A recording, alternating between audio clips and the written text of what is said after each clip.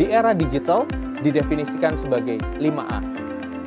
Aware, appeal, ask, act, dan advocate. Nah, tapi waktu mereka perbaiki lagi menjadi versi yang Yes Gojek versi kamu, itu sampai view-nya sampai 20 jutaan. Jadi benar-benar tergantung dari konten yang kita keluarkan, apakah itu cocok dengan customer kita, dengan target segmen kita, nanti ini akan berjalan terus. Nah, setelah kita kasih bobot prioritasnya, kita timbang di kolom sebelah kanan adalah account-account kita. Kolom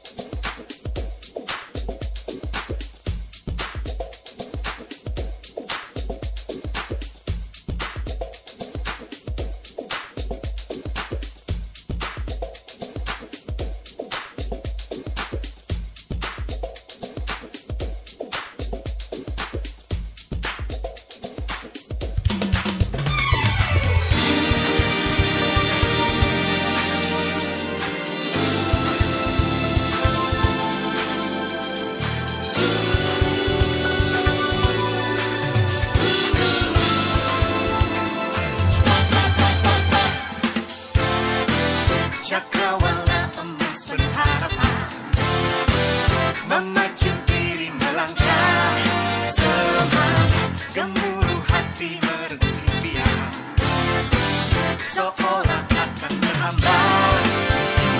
Lampu menerjang menerkam, melumpuhkan daya jiwa, merajam hancuran.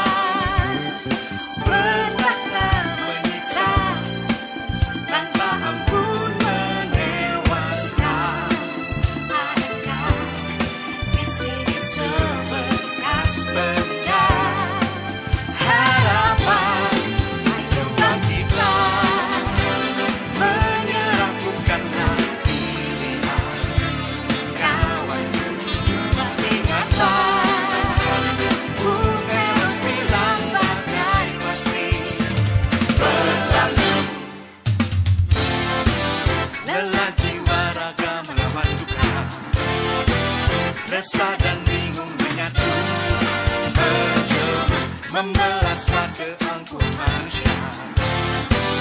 Inikah akhir dunia? Doa yang khusyuk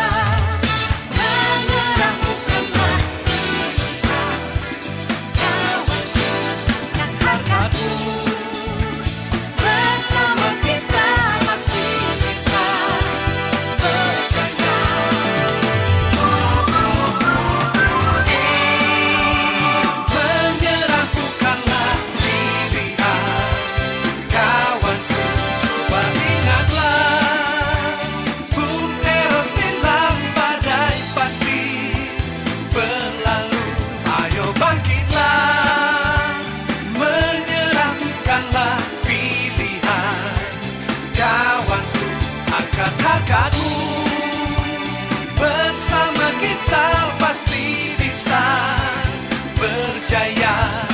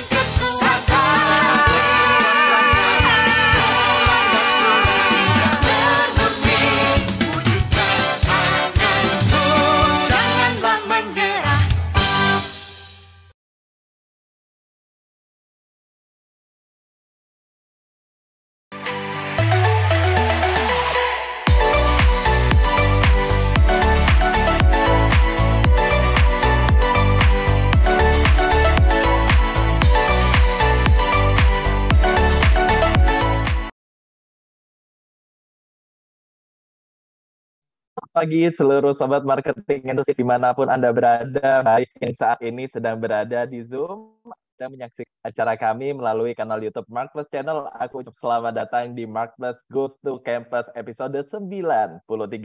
Dan bersama dengan saya Lukman Ali yang akan menjadi host Anda satu yang ke depan akan bagi banyak seputar dunia creativity, innovation, entrepreneurship, dan juga leadership yang telah atau akan dilaksanakan oleh perguruan tinggi di Indonesia. Dan menarik banget di sesi pagi hari ini karena telah hadir bersama kita semua di undangan yang sangat luar biasa. Terlebih selamat pagi Pak Dr. Andes Amrullah, MHU IPA, selaku Departemen Sarjana Institut Wisata Trisakti. Pagi Allah.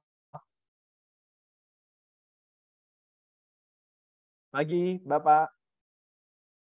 Oke, nampaknya beliau masih terhubung bersama dengan kami dan saya akan lanjutkan untuk sapa kita yang kedua. Kami ucapkan selamat datang kepada Profesor Dr. Iwan Suwastra, MP, selaku Rektor 3 Universitas Pendidikan periode 2019. Oke, makasih Pak Lukman. Sudah dengar suara saya. Ya. Suaranya Pak Lukman agak putus. Oke, kabar baik? Baik. Oke, baik. Saya akan lanjutkan apa narasumber selanjutnya. Ini telah hadir bersama kita semua di sini, Bu Yosnova Safitri selaku CEO Marketplace Inc. Selamat pagi, Pak. Pagi Lukman, pagi Pak Amrullah, pagi Prof. Wayan. Selamat pagi, baik, baru terdengar Bapak. Baik, Cinova, nanti kita akan lanjut berbincang ya, Cinova ya, salam sehat selalu. Baik, para marketing entusias dimanapun Anda berada, melanjutkan untuk sesi kita di hari ini. Terlebih dahulu, aku ingin mengumumkan bahwasanya di tahun ini sedang mengadakan Indonesia Marketing Fest yang ke-11 kalinya, Entrepreneurial Marketing Winning Post Normal Era. Di mana Anda bisa mendapatkan nih berbagai saingan di post. Ada juga promo menarik yang tidak boleh untuk Anda lewatkan karena kita akan memberikan special offering untuk kampus, memberikan sebesar 7% bagi yang ingin membelikan untuk kampus Anda akan. Dan jadi untuk Anda update ya di sosial kami di Markless Event. Di situ kami akan berikan update seputar Indonesia Festival.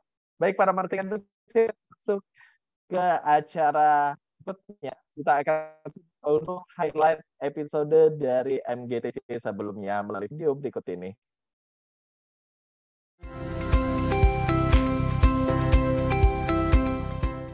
Ekosistem inovasi ini harus dibangun berdasarkan trust. Bukan hanya berbicara jual beli saja, tapi lebih pada peningkatan kapasitas seseorang untuk tetap kreatif dalam menciptakan inovasi yang bermanfaat. Perlu yang namanya experimenting, yang dimana kita mengizinkan banyak kesalahan terjadi di sini untuk learning dan improve produk kita, services kita sebelum di-deliver kepada customer.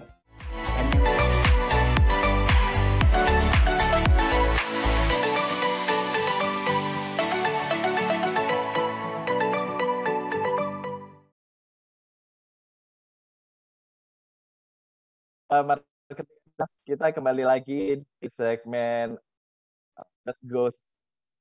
Aku Lukman Ali, your host. Kali ini kita akan openingnya disampaikan secara langsung Ibu Yosanova Safitri selaku Deputi Markless Inc. Kepada Ibu Yosanova kami persilakan.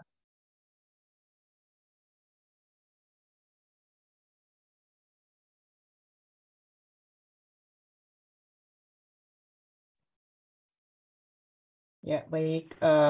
Selamat pagi rekan-rekan semua yang hadir. Selamat pagi Pak Amrullah, selamat pagi Pak Wayan. Terima kasih sudah mampir nih Pak ke Markless Goes to Campus, Pak. Terima kasih. Izin Bapak, saya ingin menyampaikan mungkin sedikit sekilas tentang teori entrepreneur marketing, tapi kali ini saya membawa di sisi innovation gitu, Mungkin boleh minta tim untuk tampilkan materinya. Ini sekilas mungkin teman-teman sekalian banyak teori innovation ya, tapi ini yang akan saya sampaikan lebih mengarah ke apa sih innovation yang saat ini dihadapi oleh perusahaan. Jadi karena Markless ini kita sering terlibatnya dengan perusahaan-perusahaan begitu, rekan-rekan sekalian. Jadi kami akan sampaikan sebenarnya inovasi yang real di perusahaan itu seperti apa sih? Gitu. Jadi mungkin apakah kita lihat teori-teori yang sudah ada ini bisa memang terjadi seperti itu tidak di industri seperti itu. Nah, ini adalah judulnya Delivering Next Product Innovation. Nah, mungkin kita mulai dari yang pertama ya, background-nya. Nah, di slide ini kita mau lihat bahwa ini kita ambilin ya teori innovation ya, salah satunya ya, what is disruptive innovation. Nah, innovation ini penting sekali pada dasarnya rekan-rekan sekalian, karena innovation ini sebenarnya adalah salah satu penyelamat perusahaan gitu ketika terjadi masa-masa yang krisis. Nah, ini kita coba flashback sedikit ya ke masa pandemi kemarin 2020. Kita lihat bahwa setiap krisis, setiap ada sesuatu yang luar biasa terjadi ya di industri, itu menyebabkan perusahaan terpaksa untuk melakukan perubahan seperti itu.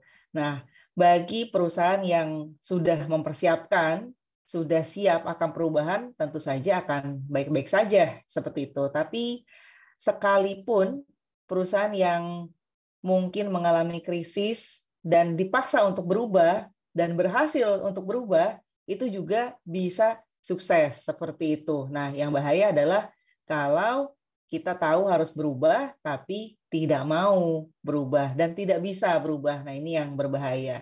Nah, Christensen ya menyampaikan bahwa ketika terjadi perubahan yang luar biasa, disruption misalnya, kita salah satu contohnya ya, perusahaan-perusahaan yang tadinya biasa saja dan mungkin membutuhkan waktu yang lama untuk bisa sukses di industri, itu justru malah terbantu karena melakukan aktivitas yang berbeda sama sekali dengan kesehariannya, tidak business as usual seperti itu.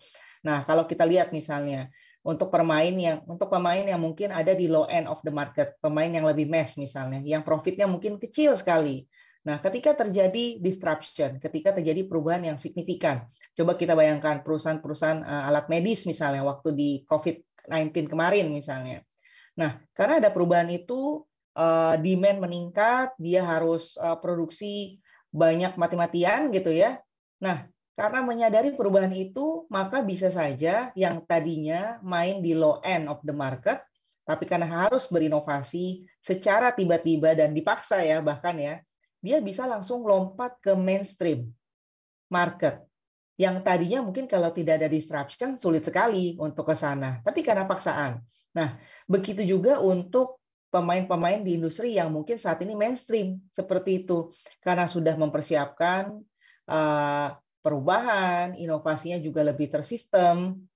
Ketika ada krisis, ketika ada hal yang luar biasa terjadi di market, mereka mendapatkan opportunity untuk bisa masuk ke ceruk yang lebih profitable lagi di market. Nah, ini kalau kita bilang bahwa disruption itu harus dipandang sebagai proses atau kesempatan sebuah organisasi ya untuk melakukan inovasi. Nah, kita tidak boleh takut nih, yang namanya perubahan itu kan pasti selalu ada ya, abadi gitu ya.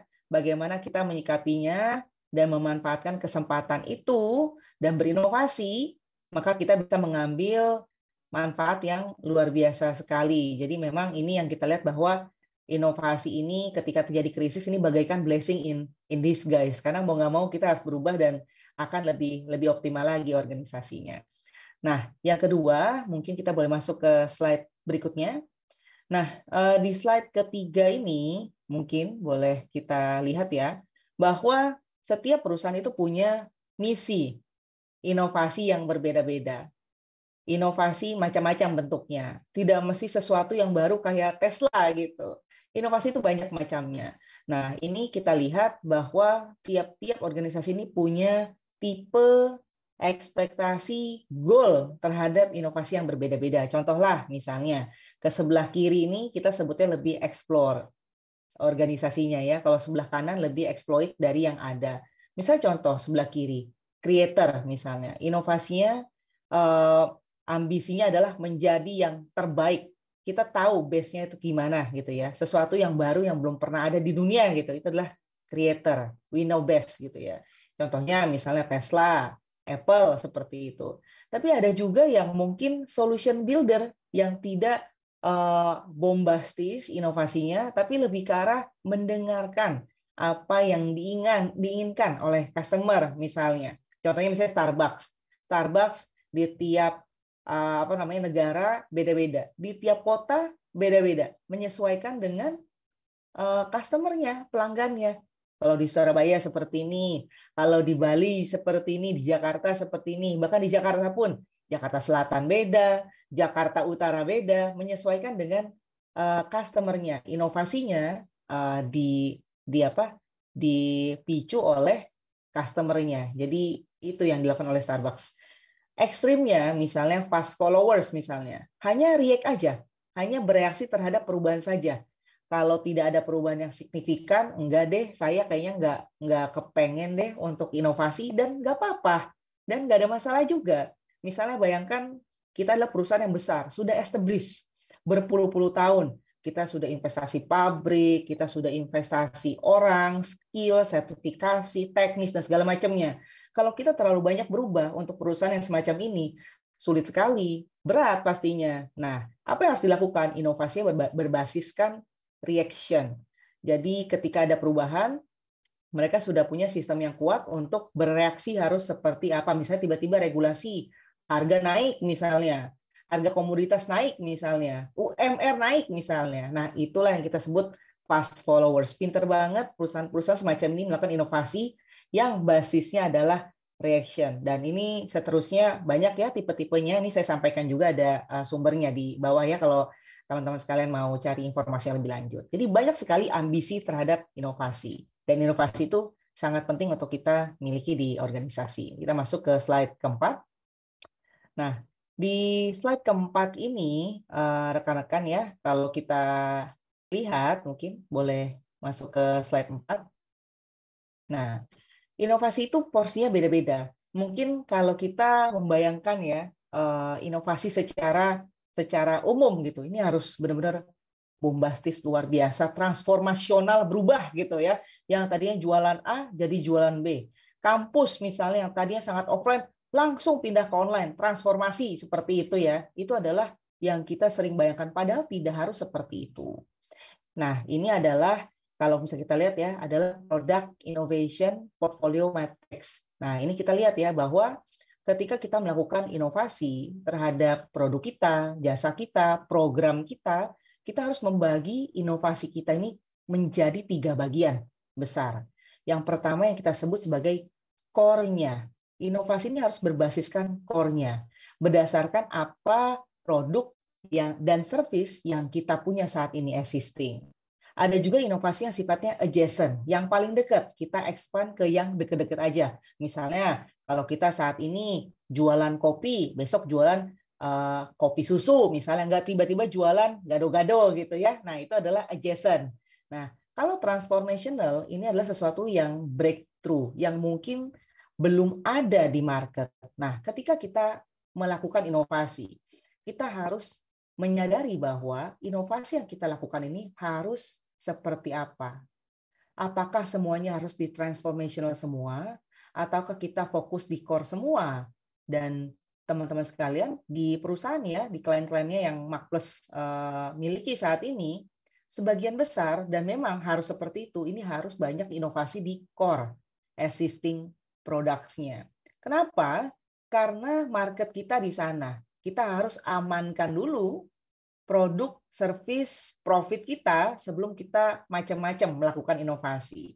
Nah, itu adalah core. Misalnya contoh, new packaging, formulasinya berbeda. Kalau teman-teman lihat mobil misalnya, tahun ini mungkin bentuk rangkanya nggak ganti, tapi mungkin lampunya sedikit ganti gitu ya. Yang mungkin tadinya dalamnya itu plastik, terus ada tambahan semi kulit misalnya leather dan segala macam. Itu adalah core.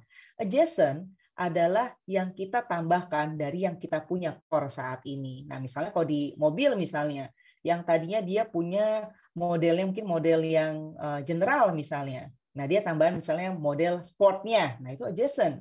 Tapi kalau transformational, yang tadinya nggak punya mobil listrik misalnya, tiba-tiba punya mobil listrik, misalnya contohnya Wuling gitu. Nah, itu adalah transformational. Ini harus kita seimbangkan dan tiga-tiganya harus punya. Nah, pertanyaannya, bagaimana porsi yang harus kita terapkan ke masing-masing inovasi ini? Nah, boleh kita masuk ke slide berikutnya ya. Nah, aturannya begini, teman-teman sekalian. Jadi ada yang kita sebut namanya golden ratio ketika melakukan innovation. Nah, ketika melakukan innovation, biasanya perbandingannya adalah 70, 20, dan 10. 70% kita harus fokus inovasi kita ini di core-nya kita, terjadi di core-nya kita. 20% terjadi di adjacent-nya kita. Dan 10% dilakukan di transformational-nya kita. Nah, ini adalah perbandingan yang biasanya dan kita sarankan kepada perusahaan-perusahaan ya untuk mempersiapkan 70% di core, 20% di adjacent, dan 10% di transformational. Biasanya, teman-teman sekalian, yang terjadi ya di industri, kadang terlalu ekstrim. Kadang sama sekali nggak ada transformational-nya. Semua fokus di core semua gitu ya. Seringkali seperti itu. Bahkan ada juga yang ekstrim, nggak ada inovasi sama sekali di core. Dia pikirnya selalu transformasi terus. Akhirnya apa? Akhirnya loss gitu ya. Akhirnya minus gitu di laporan keuangannya. Nah, ini yang kita harus pahami bahwa tiga-tiganya ini kita harus punya dengan porsi yang berbeda-beda.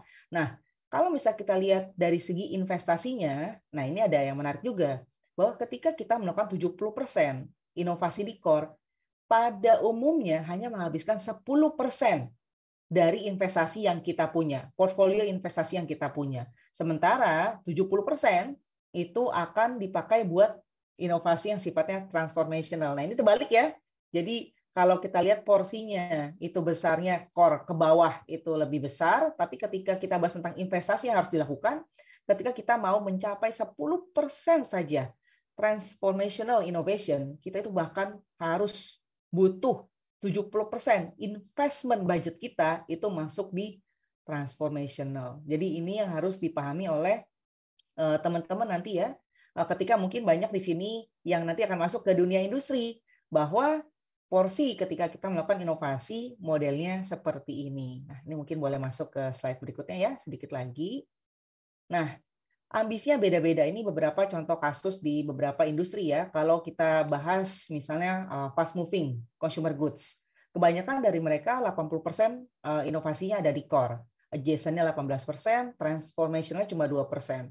Tapi kalau kita bahas di perusahaan-perusahaan teknologi misalnya, core-nya 45%, adjacent-nya 40%, transformational 15%. Jadi kalau misalnya kita lihat di sini, memang porsi inovasi akan menyesuaikan juga. Jadi ada rule of thumb-nya, ada basisnya, tapi ketika kita aplikasikan di industri yang berbeda, akan memperlihatkan porsi yang berbeda-beda juga. Ini ekstrimnya ya, yang satu fast moving, yang pabrik banget, yang sebelah kanan yang benar-benar tren banget gitu. Nah, akan seperti itu. Semakin cepat trennya berubah, maka porsi transformational-nya pasti akan lebih besar relatif terhadap industri yang lain yang punya tren yang lebih lambat. Seperti itu ya. Nah, ini adalah kurang lebih gambaran kalau di industri yang berbeda-beda. Nah, boleh masuk ke slide berikutnya.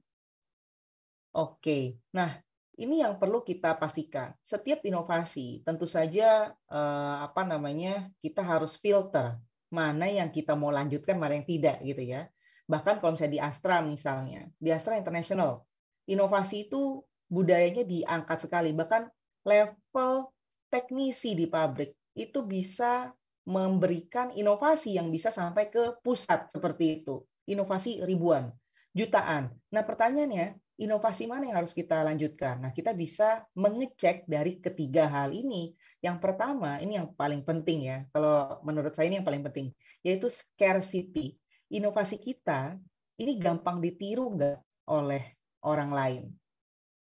Gampang nggak ada imitasinya? Apakah ini bisa hanya kita yang punya seperti itu? Nah, ini adalah scarcity, unik, hanya dimiliki oleh kita. Demand yang kedua, ada yang mau nggak inovasi kita ini? Ada yang beli nggak? Jangan-jangan inovasi ini keren-keren aja, tapi ternyata tidak ada value-nya, tidak ada yang mau beli gitu ya. Dan yang terakhir adalah appropriate atau tidak, bisa dipakai jangka panjang atau tidak, kita bisa support atau tidak. Itu adalah yang kita sebut namanya value creation zone. Ketika kita memenuhi ketiga hal ini, innovation yang muncul di organisasi kita, insya Allah ya, itu akan bisa lebih sustainable ke depannya. Ini adalah yang kita sebut value creation zone-nya. Mungkin boleh masuk ke slide berikutnya.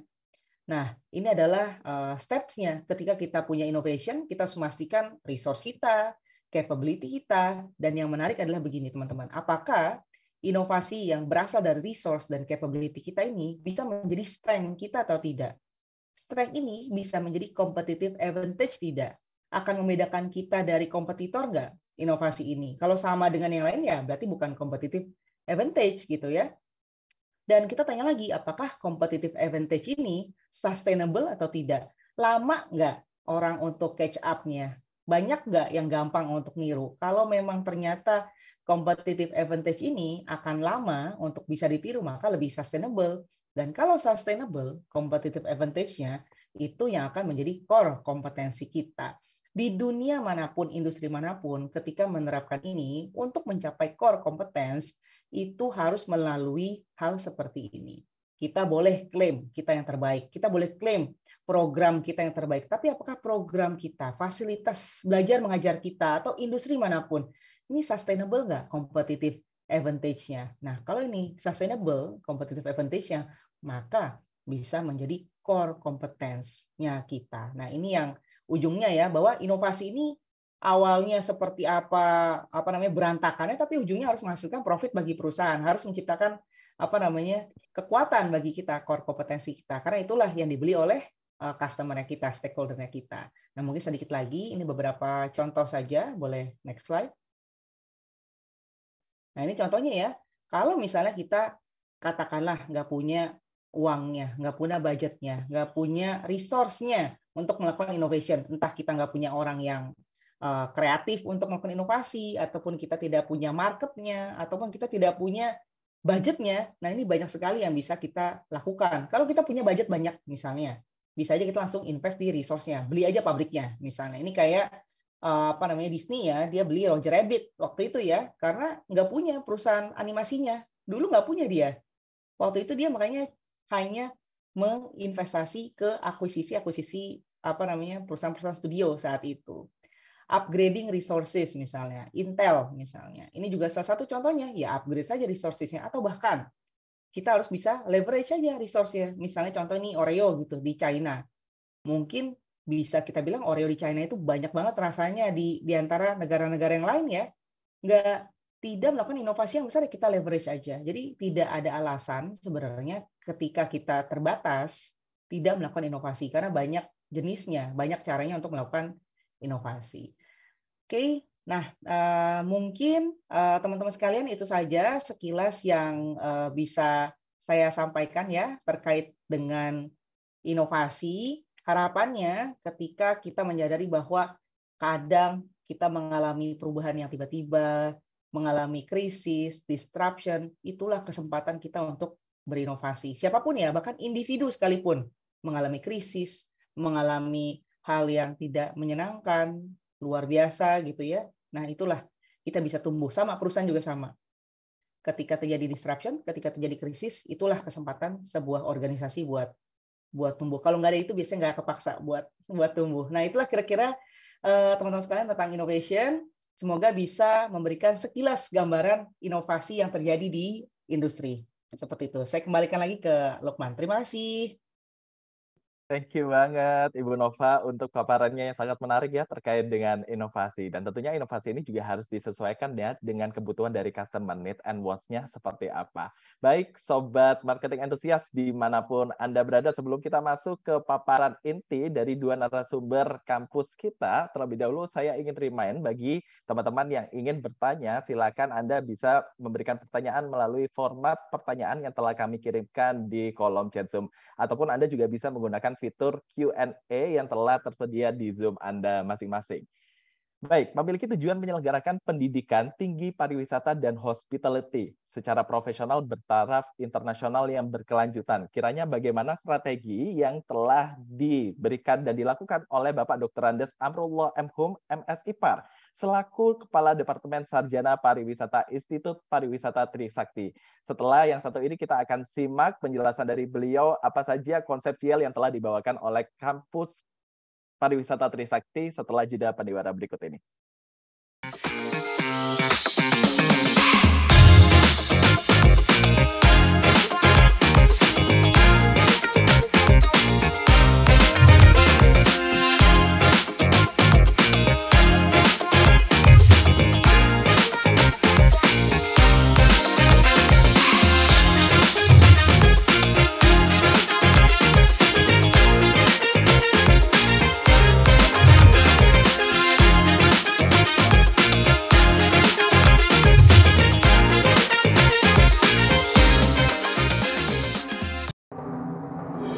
Yayasan Trisakti mengawali lahirnya Akademi Perhotelan dan Kepariwisataan Trisakti pada 2 Juni 1969 atas gagasan Bapak Dr. Haji Mulyatno Sindu Darmoko SE yang saat itu menjabat sebagai Dekan Fakultas Ekonomi Universitas Trisakti. Akademi Perhotelan dan Kepariwisataan Trisakti yang semula hanya memiliki jurusan perhotelan membuka jurusan baru tahun 1972, yaitu Usaha Perjalanan Wisata, dan berubah nama menjadi Akademi Pariwisata Trisakti. Tahun 1987, Akademi Pariwisata Trisakti menempati kampus baru di Jalan IKPN Bintaro. 3 Desember 1988, Menteri Pariwisata Pos dan Telekomunikasi Susilo Sudarman meresmikan Gedung A Akademi Pariwisata Trisakti. 21 Juni 1989, Akademi Pariwisata Trisakti memperoleh status disamakan. 10 April 1997, Menteri Pendidikan dan Kebudayaan Profesor Dr. Ingwar Diman Jayanegoro meresmikan Gedung B Kampus Akademi Pariwisata Trisakti. Tahun 1999, Akademi Pariwisata Trisakti berubah bentuk menjadi Sekolah Tinggi Pariwisata Trisakti. Tahun 2009, Sekolah Tinggi Pariwisata Trisakti mendapat izin menyelenggarakan program Pascasarjana dan menjadikan STP Trisakti perguruan tinggi swasta pertama di Indonesia yang memiliki program studi S2 Pariwisata. tahun 2020, STP Trisakti mendapat izin program Doktor Pariwisata. Kembali STP Trisakti menjadi perguruan tinggi swasta pertama di Indonesia yang memiliki program studi S3 Pariwisata. Pada 30 Maret 2023, STP Trisakti resmi menjadi Institut Pariwisata Trisakti berdasarkan keputusan Menteri Pendidikan, Kebudayaan Riset. Institut Pariwisata Trisakti memiliki lebih dari 20.000 alumni yang tersebar di berbagai industri yang lahir dari sejumlah program studi, sarjana terapan pengelolaan perhotelan, sarjana terapan usaha perjalanan wisata, sarjana pariwisata, magister pariwisata, dan doktoral pariwisata. Tepat di usia 54 tahun, Institut Pariwisata Trisakti menambahkan 2 program studi baru, yaitu bisnis digital dan kewirausahaan. Untuk mewujudkan kualitas global, Institut Pariwisata Trisakti terus berupaya meningkatkan kerjasama internasional melalui program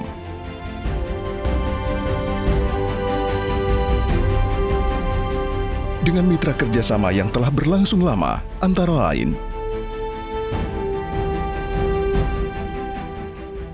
Institut Pariwisata Trisakti mendukung penuh program pemerintah untuk mendorong, memajukan program pemerintah dalam mengembangkan pariwisata Indonesia.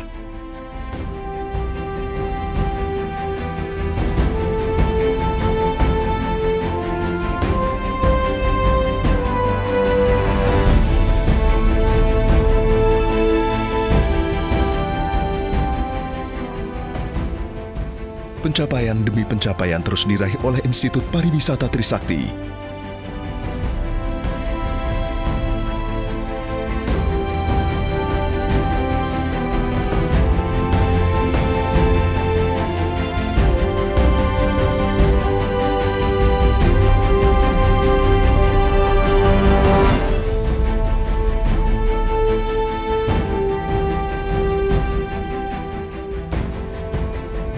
Pencapaian penambahan guru besar dalam bidang ilmu ekonomi pariwisata atas nama Profesor Dr. Mirza Rahmanita SEMSC. Institut Pariwisata Trisakti telah berkiprah selama 53 tahun dan menghasilkan lulusan-lulusan terbaik pada bidang pariwisata untuk pariwisata Indonesia yang berdaya saing dan berkelanjutan. Transformasi merupakan semangat bagi seluruh sivitas akademika untuk terus menjaga unggul yang berkelanjutan dalam segala aspek. Institut Pariwisata Trisakti berupaya menyiapkan dan mendidik calon-calon tenaga kerja yang terampil dan profesional dalam bidang pariwisata untuk mewujudkan Indonesia sebagai negara tujuan pariwisata kelas dunia.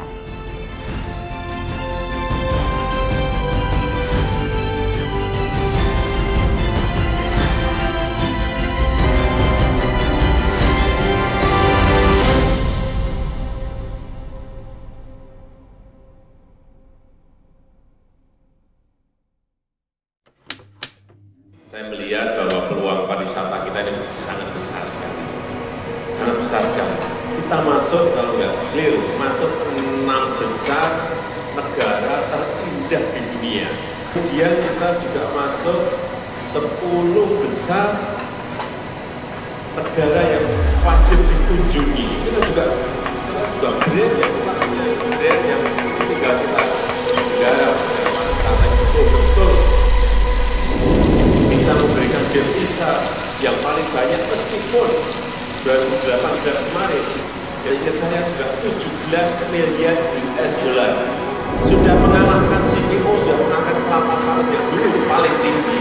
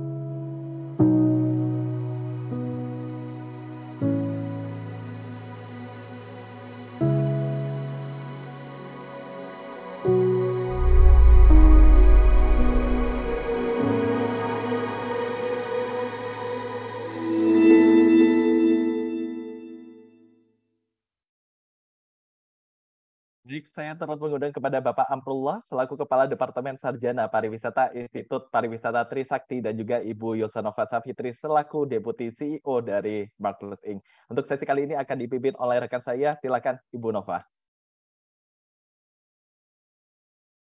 Baik, selamat pagi kembali Pak Amrullah. Selamat pagi Pak. Selamat pagi Bu Yosanova. Selamat pagi Pak. Ini di belakangnya gambar apa nih Pak? Menarik sekali Pak. Ya, ini Ibu boleh sedikit, rencana kita bulan Oktober ini akan mengadakan konferensi internasional mengenai tourism, gastronomi, dan destinasi di Concord Hotel Kuala Lumpur, Ibu. Sekalian nanti dengan hormat Prof. Wayan, Ibu Nova, dan Pak Lukman Ali untuk teman-teman termasuk Pak Jeki atau Pak Imawan untuk welcome pada acara konferensi di Kuala Lumpur tanggal 18-20 Oktober. Wah, keren banget nih Pak. Oktober ya Pak ya, persiapannya berarti tinggal Agustus, September, Oktober, Agustus, September ya Pak ya? Tinggal 2 bulan, 3 bulan ya Pak ya? Siap, ya. Kita masih ongoing dan nanti kami kirimkan dengan hormat Ibu linknya ke Siap, Ibu. Pak. Siap Pak. Semoga sukses nih Pak acaranya dan membawa nama kita ya Pak ya di internasional ya Pak ya. Luar biasa sekali Bapak. Nah, Pak Amrullah, ini mungkin kurang lebih ada 20 menit Pak. Kita pengen dengar wisdom, inspirasi Pak dari Bapak untuk teman-teman sekalian hadir di sini, kurang lebih hampir 200 ya, Bapak Ibu sekalian ini yang hadir ingin mendengarkan inspirasi dari Bapak gitu ya. Nanti juga sama Prof. Wayan juga. Mungkin boleh Pak, silakan waktu dan tempat saya persilakan Pak. Terima kasih Bu Yosanova. Selamat pagi Prof. Wayan, juga selamat pagi Bapak dan Pak Lukman Ali serta teman-teman yang ada di acara pagi ini. Dengan hormat perkenalkan kami menyampaikan berbagai kegiatan yang kami lakukan dalam rangka ikut serta mencerdaskan kehidupan bangsa khususnya melalui pendidikan pariwisata, Bu ya. Tadi ada 2 video tadi dari sejarah hingga kami bertransformasi sesuai dengan tadi yang Ibu Yosanova sampaikan, ya, harus berinovasi tanpa henti, ya, karena perubahan tidak pernah berhenti. Dan kita melakukan transformasi dari sekolah tinggi dari Akademi Pariwisata Trisakti menjadi Sekolah Tinggi Pariwisata Trisakti dan terakhir menjadi Institut Pariwisata Trisakti. Ini amanah besar yang harus kami jalankan, amanah dalam yang disebutkan dalam pembukaan Undang-Undang Dasar 45. Baik, sebetulnya ingin kami sampaikan mungkin ada sesuatu yang tidak luar biasa, tapi upaya-upaya untuk terus memikirkan inovasi-inovasi, meng-create ya Bu ya, meng-create inovasi-inovasi dalam rangka terus berkelanjutan dalam hal pengembangan pariwisata.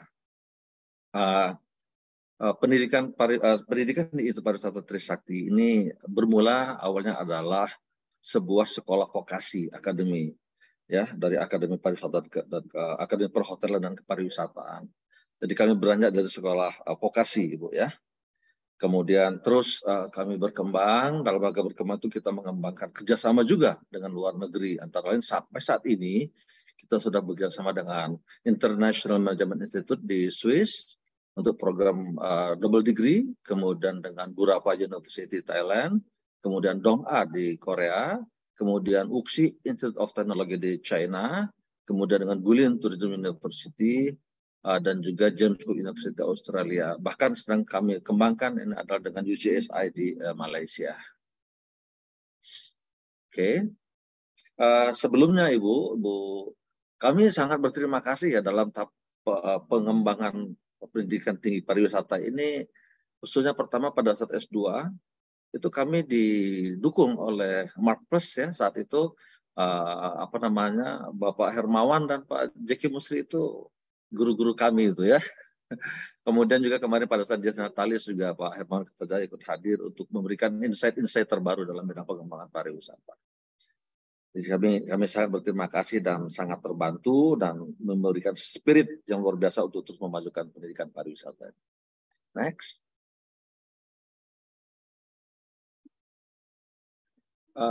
Beberapa hal yang kami lakukan dalam hal inovasi selama pandemik sesuai dengan insight yang kami dapat Ibu ya, bahwa kami mengembangkan konten pembelajaran. Konten pembelajaran tidak hanya digital ansih ya, tapi juga digital yang bersifat interaktif dan atraktif. Ya, nah ini yang menjadi tantangan. Tidak saat itu kan boleh dikata kita seperti terkaget ya, katakanlah belum sepenuhnya siap untuk melakukan pembelajaran sistem daring. Pemerintah baru memulai, untuk kita mengaktifkan pembelajaran interaktif secara daring. Namun dengan pandemik akhirnya kita harus tidak ada pilihan. Kita harus melakukan itu dan kita harus bisa. Nah, kami lakukan secara interaktif dan menarik. Kita langsung bergerak cepat untuk menyiapkan video-video untuk perkuliahan, modul pembelajaran. Dan untuk ini kita lengkapi juga dengan berbagai fasilitas, kemudian pelatihan-pelatihan dosen, Bu, workshop dalam rangka mengantisipasi kegiatan pembelajaran yang dilakukan secara daring. Karena saat itu kita ketahui kita tidak bisa belajar secara tatap muka, tidak bisa bertemu langsung dengan mahasiswa. Kemudian juga kita lakukan pendampingan akademik dan konseling online. Jadi kegiatan pendampingan akademik yang biasa dilakukan secara offline dan konseling yang kita lakukan secara offline itu tidak bisa berjalan. Nah, kita harus lakukan secara online. Tidak ada istilahnya hambatan bagi kita ya, tapi ini merupakan sebuah challenge ya. Kenapa? Dengan adanya challenge tadi Ibu katakan juga dengan adanya perubahan yang drastis, disruption justru membuat kita itu lebih dinamis, untuk lebih inovatif, untuk berkembang, mencari dan selalu menemukan cara-cara yang baru dengan cara yang tentunya harus secara kolaborasi. Kalau dilakukan secara sendiri agak sulit ya Bu ya. Tapi kita mengembangkan kolaborasi tidak hanya internal sesama dosen, tapi juga sesama perguruan tinggi, bahkan sama perguruan tinggi dengan negara luar. Kemudian kita juga melakukan kegiatan-kegiatan pembelajaran itu secara betul-betul menerapkan teknologi yang menggunakan platform ya yang berusaha yang kita maksimalkan untuk bisa mencakup aspek taksonomi belum ya. Jadi pembelajaran dengan online tidak menghambat kita untuk menerapkan kemampuan mahasiswa dalam pengetahuan kognitif, kemudian kemampuan mahasiswa dalam hal skill. Karena saat itu pun Bu, tantangan terbesar antara lain adalah pada pendidikan vokasi adalah internship. Nah, internship ini yang menurut Anda memang sempat agak terganggu, tapi kemudian secara gradual kita bisa lakukan kembali. Bahkan ke Hong Kong kita bisa lakukan dengan syarat mengikuti program, mengikuti aturan yang ditetapkan antara lain CHSE, ya, kesehatan, keamanan diri, keamanan lingkungan itu kita terapkan. Memang ada satu tantangan dalam hal ini. Mungkin nanti Prof. Wayan bisa juga membagi ilmunya. Bahwa tantangan menggunakan online adalah soft skill development, itu yang sangat menarik untuk kita perhatikan. Karena secara tidak langsung, model-model langsung yang bisa kita tularkan kepada mahasiswa itu kan tidak bisa langsung karena kita tidak tatap muka bicara online. Soft skill development ini betul-betul menjadi tantangan, namun tetap kita persiapan. Antara lain, pada saat pembelajaran secara online, kita harus memastikan bahwa mahasiswa itu betul-betul hadir. Tidak hanya ada nama, tapi tidak ada wajah, dan betul-betul siap untuk mengikuti pembelajaran. Jangan sampai pada saat pembelajaran hanya ada nama dan orangnya yang tidak ada. Nah, ini tantangan. Ini antara salah satu soft skill yang mendapat perhatian bagi kami. Ini tentunya menjadi perhatian karena kita dunia hospitality industry, Bu, ya, pendidikan hospitality industry ini kan kita betul-betul menekankan service of quality nantinya kepada customer. Itu oleh karenanya soft skill juga mendapat peran atau perhatian yang sangat penting bagi kami dari seluruh sivitas akademika Institut Pariwisata Trisakti. Ini beberapa fasilitas kita pergunakan Bu dalam pembelajaran, antara lain website STP Trisakti, kemudian MySTPT, kemudian kita mengembangkan elektronik jurnal, kemudian kita juga memberikan panduan Trisakti learning ya, Tritel. Nah, di sini semuanya bisa diakses pada saat pandemik, mahasiswa ataupun sekalipun orang tua bisa melihat perkembangan akademik mahasiswa yang belajar di Institut Pariwisata Trisakti. Baik, berikutnya. Nah, beberapa tantangan tadi kami sampaikan Ibu dan Prof. Wayan. Pembelajaran jarak jauh, ya. Nah, kita harus betul-betul bisa mengadaptasi kurikulum, materi pembelajaran juga kita harus sesuaikan dengan kebutuhan di saat itu, ya. Dan metode evaluasi juga harus kita sesuaikan dengan format pembelajaran online. Ya, kami juga memastikan aksesibilitas internet yang memadai bagi mahasiswa dan dosen serta memberikan dukungan teknis yang diperlukan. Jadi namanya online, ya tetap kami para dosen dan staf administrasi yang mendukung pelajaran online harus masuk kantor, Bu, dengan menerapkan CHSE tadi. Ya, kemudian kita perhatikan mahasiswa-mahasiswa kami Bu ya, yang ada di IPT kan ada juga pembelajaran yang dari jauh seperti dari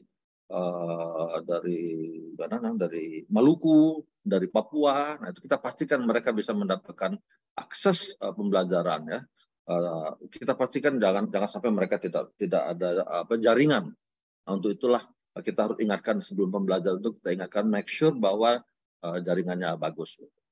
Kemudian kita menjaga ketenangan emosional dan mental Bu ya para mahasiswa juga. Ya, kita sampaikan bahwa pandemik bukan sebuah bencana yang tidak ada solusinya, tapi merupakan sebuah tantangan bagi kita bagaimana kita beradaptasi dengan sesuatu yang tidak bisa kita tolak ya. We cannot control ya outside of ourselves, tapi kita harus bagaimana bisa mengontrol sekaligus beradaptasi, kemudian kita bisa terus maju memperoleh pengetahuan, bisa mengembangkan diri ya dalam proses pembelajaran di STP Trisakti.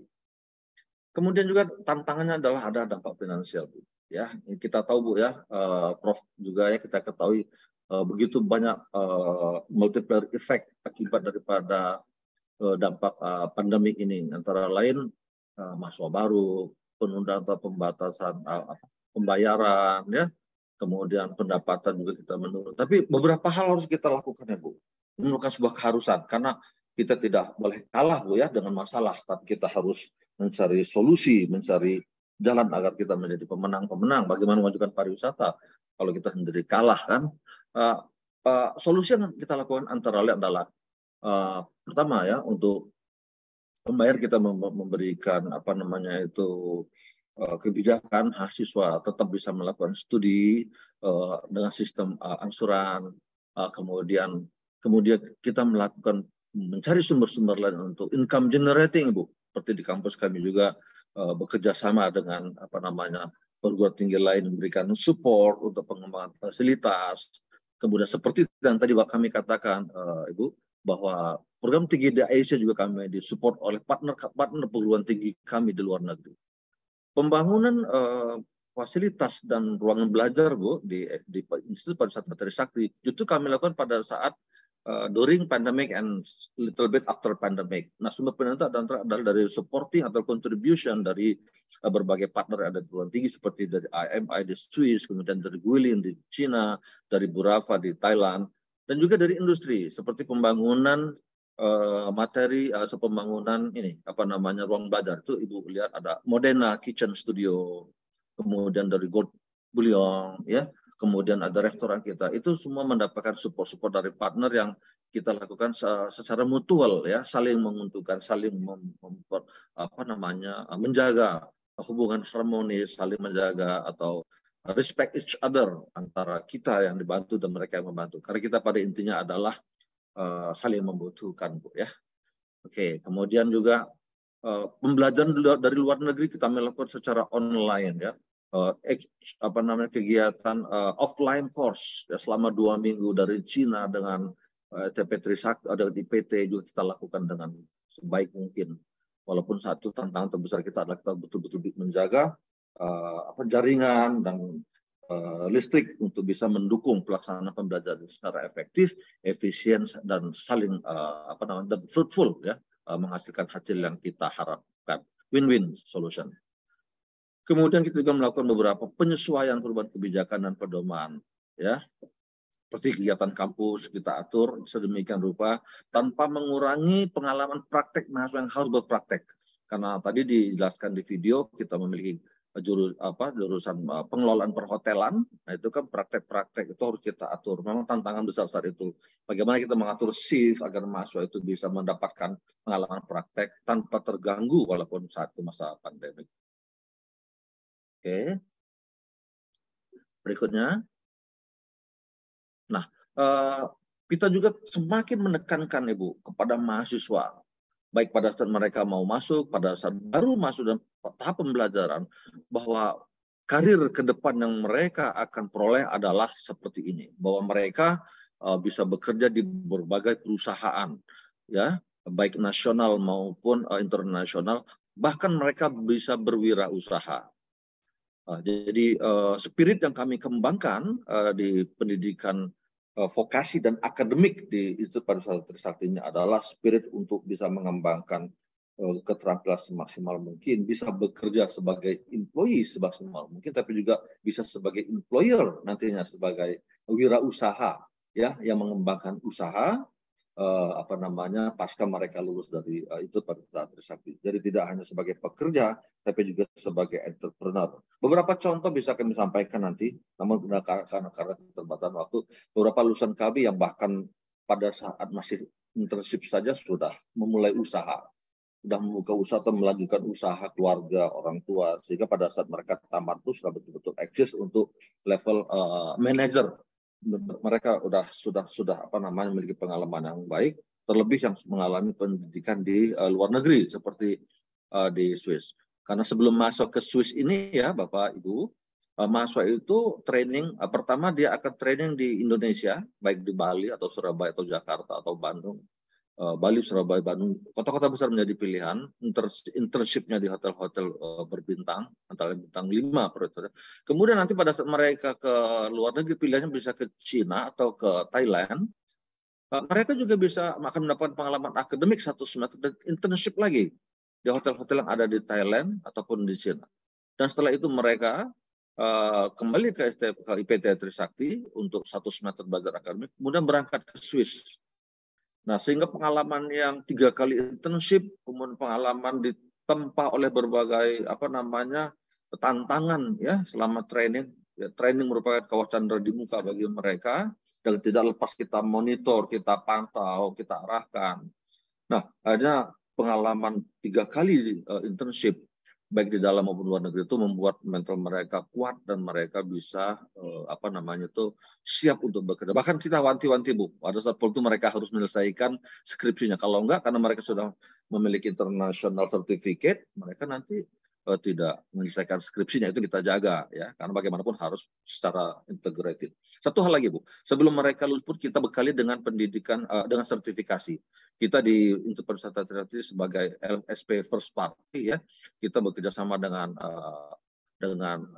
LSP lainnya, dengan tentunya di bawah binaan Badan Nasional Sertifikasi Profesi, kita membekali mahasiswa mendapat sertifikat profesi sebelum mereka lulus. Nah, itu juga merupakan sebuah portofolio agar mereka nanti mendapatkan atau mengembangkan pekerjaan itu tidak mengalami banyak hambatan. Seperti kegiatan kali ini Bu, kami encourage mahasiswa untuk bisa ikut hadir. Karena apa?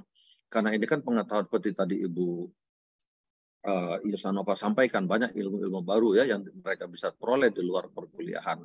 Dan ini juga dengan keikutsertaan mereka ini, mereka dengan mengisi daftar hadir dan memperoleh sertifikat itu menjadi sebuah portofolio bagi mereka nanti untuk lulus. Ya, jadi kita sama ketahui bahwa ada disebut SKP, surat keterangan pendamping ijazah, yang merupakan portofolio dari berbagai sertifikat dan pelatihan itu yang sangat berharga untuk membekali mereka masuk ke dunia industri. Jadi kita all out ya Ibu ya Prof, izin menyampaikan ini bahwa kita persiapkan mahasiswa sebaik mungkin sehingga jangan sampai begitu lulus memiliki waktu tunggu lama untuk bekerja. Kita minimalkan waktu tunggu bekerja mereka. Kalau bisa sebelum lulus itu mereka sudah bekerja. Kalau bekerja sambilan seperti di MICE, kemudian di event organizer itu mereka sudah terbiasa karena memang di sini juga memiliki peminatan-peminatan. Seperti di S1 ada peminatan tentang sustainable tourism, ada gastronomi, kemudian di usaha perjalanan wisata, mereka bisa memilih untuk menjadi pemandu wisata, mereka bisa menjadi tour leader, kemudian mereka bisa menjadi event organizer, kemudian di pengelola perhotelan, mereka bisa yang berminat di F&B service.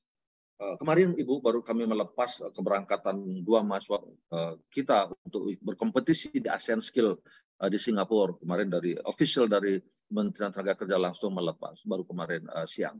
Jadi betul-betul kita menyiapkan tidak hanya bersibuk diri di dalam IPT, tapi juga kita berkolaborasi, kita melihat apa yang terjadi di luar, kita beradaptasi, kita adopt yang baik, kemudian kita kembangkan ke mahasiswa, sehingga mahasiswa kita bisa berkompetisi, tidak hanya eksis, tapi berkompetisi, and then berperan secara berkelanjutan. Salah satu mahasiswa alumni kami kemarin yang sudah bekerja di St. Regis Hong Kong, harus pulang 3 minggu unpaid leave untuk mendampingi mahasiswa adik kelasnya itu berkompetisi di Asian Skill di Singapura yang berangkat hari ini berangkat yang kami dengar hari ini berangkat. siang hari ini. Itu career direction kita terus kembangkan, kita tanamkan kepada jangan sampai nggak tahu aku udah menjadi apa ya, jangan coba-coba, tapi betul-betul sudah mantap selama itu. Kemudian memiliki jiwa entrepreneurship, karena apa? Mereka bisa merekrut tenaga kerja untuk mengembangkan usahanya. Berikut. Kemudian peran pendidikan tinggi yang harus kami lakukan selama COVID-19 lalu adalah kami meningkatkan standar, Ibu. Ya, jadi betul-betul kita terapkan standar itu untuk mencegah penyebaran. Kemudian informasi kesehatan dan keselamatan sebagai bagian dari promosi kita sampaikan. Peralatan untuk scan tubuh kita lengkapkan di situ. Penerapan CHSE, ya. Vaksin juga kita lakukan. Kita kerjasama dengan alumni kami, Bu, juga melakukan vaksin di kampus di Pariwisata Trisakti. Tadi sudah kami katakan kita melakukan transformasi digital, kita berinvestasi untuk mendukung pembelajaran selama masa pandemik. Kemudian pada saat bersamaan efisiensi tetap kita lakukan tanpa mengurangi quality of our learning experience, ya. Jadi efisiensi sebuah keharusan. Kenapa? Kita harus memikirkan keberlanjutan untuk jangka panjang. Kemudian para pegawai kita tingkatkan upskilling, ya, multitasking staff, ya, ini berbagai hal yang harus kita lakukan. Jadi pandemik membuat kita itu berpikir kreatif untuk terus meningkatkan keterampilan para pegawai, meningkatkan kualitas mahasiswa, tidak menyerah pada kondisi yang mungkin bagi sebagian orang yang merupakan sebuah hal yang membuat pesimis, tapi tidak bagi kita yang merupakan sebuah tantangan. Karena life is challenging, ya. Kalau kata Einstein itu yang berhasil karena striving, ya, terus berjuang. Kemudian kita juga mengembangkan produk-produk baru, Bu, antara lain produk-produk yang kita hasil kreasi mahasiswa kita pasarkan, kemudian kita sampaikan juga ada hal-hal yang dalam dalam proses pembelajaran standar kesehatan kita lakukan untuk menjaga kualitas produk yang akan kita pasarkan. Di sini, Ibu, kita juga membuka restoran tempat praktek mahasiswa, tapi juga untuk umum. Untuk masyarakat dengan harga yang relatif murah, Ibu, ya. Kalau di hotel berbintang itu satu paket itu bisa 200 sampai 350.000. Kalau di sini untuk one course itu cukup 30.000, Ibu. Jadi Ibu atau Prof Wayan nanti kalau ke Jakarta kami undang, Prof. Dengan penuh hormat ini kami mengundang Bapak Ibu yang ada di Mark+ juga ada di Bali, ya, Pak Wayan, monggo, ya, Bapak ini. Ya, pertemuan ini kan hanya sebuah media, tapi silaturahmi tetap akan berlanjut sampai kapanpun. Baik, berikutnya, Bapak, Ibu, Profesor, Ibu Yosanova yang kami hormati, masih banyak yang perlu kami sampaikan, tapi bukan dengan hormat, tidak untuk berbangga diri, tapi merupakan upaya kami untuk sangat serius memperjuangkan pendidikan pariwisata untuk menyiapkan mahasiswa kita dalam kancah pariwisata. Kami juga, Bapak, Prof dan Ibu Jasa, kami malah menerima mahasiswa KIP, ya, kemarin itu, ya, dan sesuai dengan jatah dari pemerintah. Itu sesuaikan dengan jatah yang diberikan oleh pemerintah. Tapi perlakuannya tidak ada beda dengan reguler. Ya, atau kita yakinkan the quality of the output and the result, the outcome itu betul-betul kita jamin, karena itu merupakan sebuah investasi dan sekaligus merupakan sebuah titipan kepada kami bahwa pendidikan harus tetap berkualitas dan pendidikan harus bisa memberikan bekal yang maksimal kepada para mahasiswa. Baik, Bapak, Ibu, demikian yang bisa kami sampaikan. Sekali lagi mohon maaf apabila ada kekurangan. Kalaupun ada hal yang tidak berkenan, mohon nanti kita bisa berinteraksi, kita bisa bertanggung jawab, karena kesalahan itu merupakan juga sebuah keniscayaan kepada kita semua. Terima kasih, Bapak, Ibu. Assalamualaikum warahmatullahi wabarakatuh dan selamat siang. Waalaikumsalam, Bapak. Pak, ini mungkin sebelum kita melanjutkan ke sesi berikutnya, tadi saya penasaran nih, Pak. Tadi juga banyak merek-merek yang saya suka beli juga, Pak, kayak Dear Butter, Sugar Ministry gitu ya, Pak. Itu ternyata lulusan dari tempat Bapak ya, Pak. Keren-keren banget, Pak. Pariwisata, Ibu. Mantap, Pak. Nah, mungkin satu, Pak, sebelum kita berlanjut. Ini kan kalau pariwisata itu sangat membutuhkan offline interaction sekali ya, Pak. Bahkan dibandingkan dengan jurusan program-program yang lain pastinya begitu, Pak. Nah, waktu itu, Pak, yang saya bayangkan bagaimana caranya instruktur dosennya begitu Pak, memberikan kayak praktek ke mahasiswa itu gimana tuh Pak? Waktu itu Pak, penasaran juga tuh Pak. Prinsip penggunaan masker, perlindungan alat tubuh itu kita terapkan itu. Ya, pertama untuk menjaga penyebaran saat itu yang dikhawatirkan tidak hanya antar mahasiswa ke dosen, tapi juga ke produk yang diolah Ibu. Oke. Ya, baik, jadi penggunaan masker itu kita siapkan. Ya, jadi mantap ya Pak. Itu concern. Ya, kenapa? Kita berproyeksi bahwa mereka seakan-akan sudah bekerja di industri. Ya, mahasiswa itu praktik di sini tuh jam 5 itu harus sudah datang dengan izin orang tua. Karena nanti kalau di industri perhotelan, mereka kan harus kerja subuh sampai tengah malam. Betul. Di samping itu Ibu, faktor keselamatan. Ya, dalam melakukan praktek seperti jangan sampai terjatuh, jangan sampai terluka. Nah, itu kita sangat perhatikan. Jadi tidak hanya transfer of knowledge, tapi reminding of safety itu Bu kita perhatikan. Betul, Pak. Dan tadi bukan hanya skill tapi kesejahteraan mental itu tadi juga Bapak sebutkan, menarik juga untuk para ya, artinya tidak hanya orang itu merasa tenang, tapi juga tidak hanya merasa aman, tenang, tapi masih ada sedikit was-wasnya, itu kita hindari itu. Bahwa you will be safe, tetapi kita harus bersepakat untuk saling menjaga gitu. Baik Pak. Sama nanti satu lagi, jangan kaget ya Pak, nanti kita serbu Pak ke restorannya nanti Pak. Dengan senang hati, Bu. Dengan senang hati. Karena kita kan bagian dari masyarakat, Ibu. Oke, siap, Pak. Nanti nggak apa-apa ya, Pak, ya. Kalau kita main-main rame-rame ya, Pak, ke sana. Dengan senang hati, Ibu. Bahkan kami menerima, Ibu, pelatihan table manner dari Kementerian Luar Negeri, bagian rumah tangga. Oke. Baik, ya. Baik. Ibu, terima kasih banyak Pak. Iya, baik. Nanti ada hal-hal lain, nanti kita akan sampaikan kembali. Iya, baik. Terima kasih banyak. Terima kasih banyak Pak Amrullah atas sharingnya. Kita akan lanjut ke sesi berikutnya. Saya kembalikan dulu ya ke Lukman. Silakan Lukman.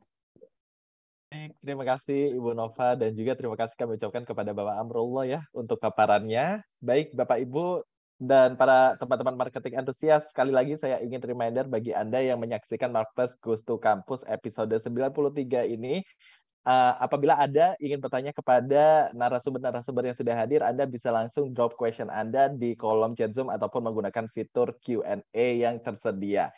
Dan juga aku juga ingin reminder sekali lagi bahwasanya Marketplace kali ini tengah mengadakan festival akbar di bidang pemasaran, yaitu Indonesia Marketing Festival yang tahun ini merupakan tahun ke-11 pelaksanaannya.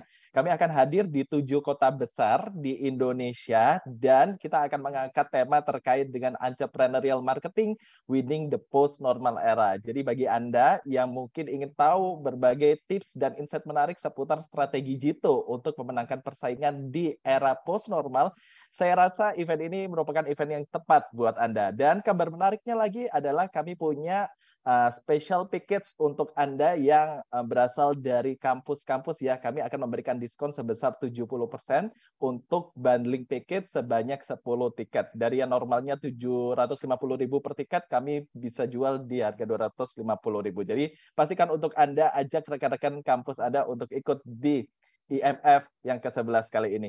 Baik, kita akan mulai masuk ke sesi selanjutnya. Dengan visi menjadi universitas unggul berlandaskan falsafah Trihita Karana di Asia pada tahun 2045.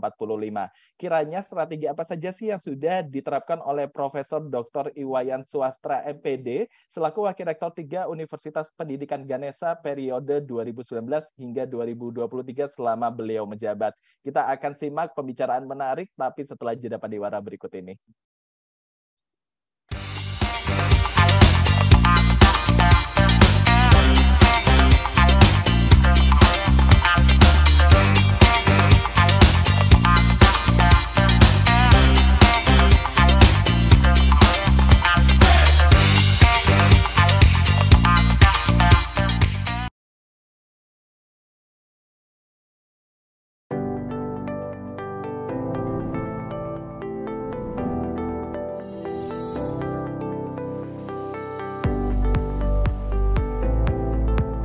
Kampus berkualitas, fasilitas lengkap dengan biaya terjangkau, serta lingkungan belajar yang nyaman menjadi impian kita semua.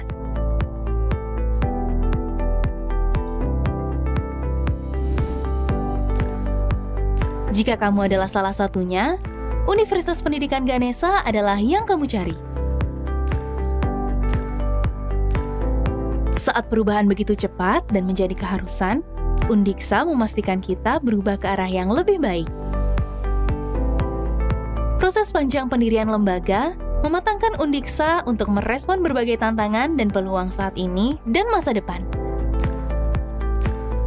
Dunia sedang mengalami kondisi yang serba tidak menentu, yang disebut dengan disruption teknologi. Nah, bagaimana kita perguruan tinggi untuk bisa mengatasi itu? Kita harus berlari cepat, kalau bisa berlompat. Syukur, alhamdulillah, Asengkara Undiksa memiliki suatu visi yang luar biasa. Yang mana visi Undiksa adalah untuk menjadi universitas unggul berlandaskan falsafah Trih Tekerana di Asia. Falsafah Trih Tekerana inilah yang membingkai semua aktivitas yang terjadi di Undiksa.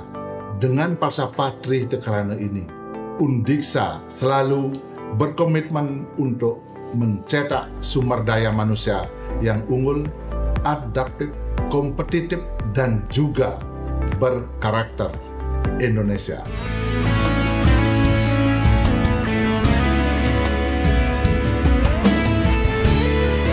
Untuk memastikan proses pembelajaran yang optimal, Undiksa menyediakan fasilitas dan gedung kuliah yang sangat memadai.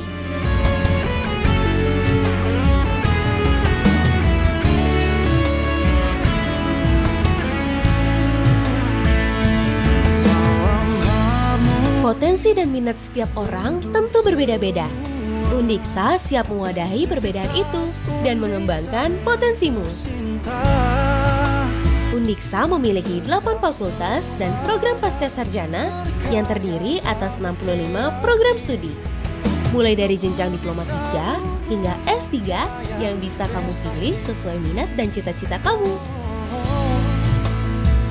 Meski berat untuk wujudkan semua cita, yakinlah bersama kita bisa. Kuat dan tangguh, berkarakter serta berbudaya, kita adalah Undiksa, jayalah selamanya.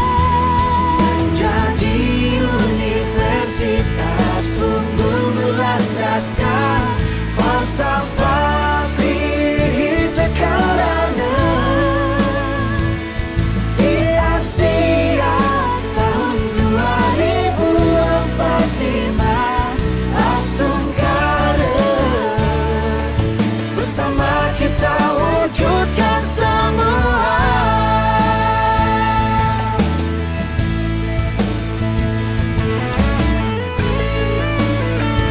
Kurikulum selalu ditinjau dan disesuaikan untuk menyiapkan lulusan yang kompeten. Dengan demikian, lulusan Undiksa akan lebih kompetitif dalam menghadapi persaingan dunia kerja.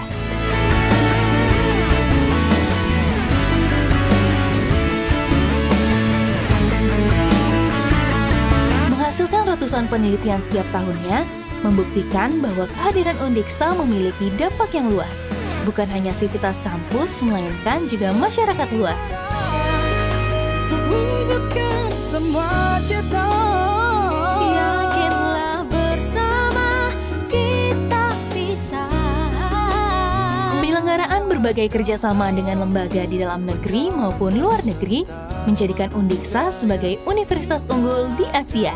Undiksa, jayalah selamanya.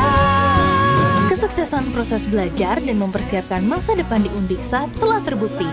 Banyak alumni yang telah sukses di bidangnya masing-masing, baik sebagai pendidik, tenaga ahli, profesional, wirausahawan, dan berbagai profesi lainnya. Jadi, tunggu apa lagi? Mari menjadi bagian dari kampus berkualitas. Bersama kita wujudkan Astungkara. Bersama kita Masa depan tidak menunggu. Siapkan masa depanmu, raih kesempatanmu, jadi hebat bersama Undiksa.